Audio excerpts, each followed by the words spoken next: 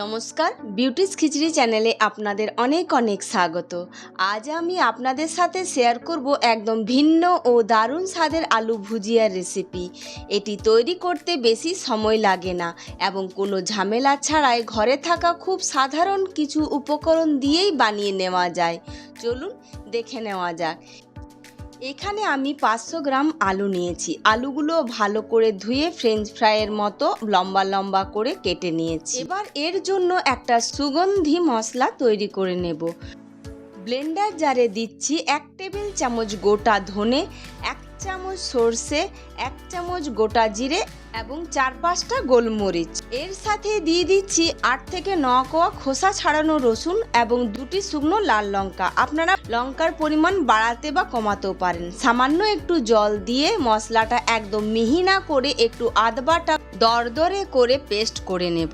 আমাদের পেস্ট তৈরি। কড়াইতে বড় চামচের 1 চামচ সর্ষের তেল গরম হতে দেব।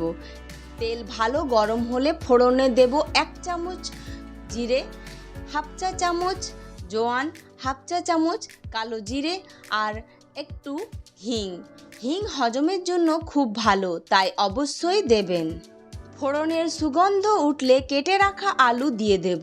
আলু ধোয়ার পর জল ঝরিয়ে একদম শুকনো করে নেবেন।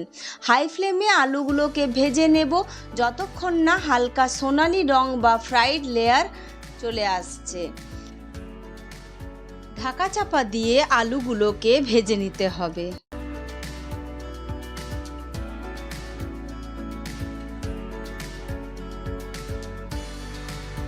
এই অবস্থায় প্রায় আলুগুলোকে 70% সেদ্ধ করে নেবেন।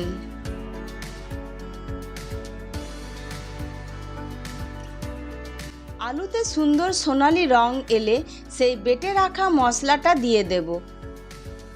হাই ফ্লেমে মশলা সহ আলু 1 মিনিট ভালো করে নেড়ে চেড়ে কষিয়ে নেব। এবার এতে অল্প হলুদ আর স্বাদ মতো নুন দিয়ে দেব।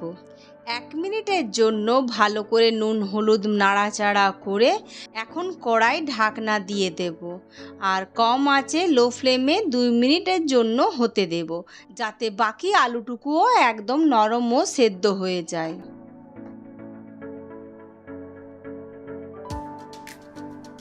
2 মিনিট পর ঢাকনা খুলেই দেখবেন মশলাগুলো আলুর গায়ে খুব সুন্দরভাবে লেপ্টে গেছে এবং আলু নরম হয়ে গেছে। এই পর্যায়ে গ্যাস বন্ধ করে আধখানা পাতিলেবুর রস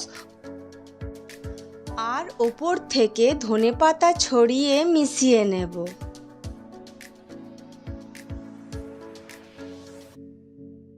ব্যাস, কয়েক মিনিটে তৈরি হয়ে গেল আমাদের গরম গরম চটপটা আলুর ভুজিয়া। ভাত, রুটি, পরোটা বা লুচির সাথে এটা দারুণ জমে যায়।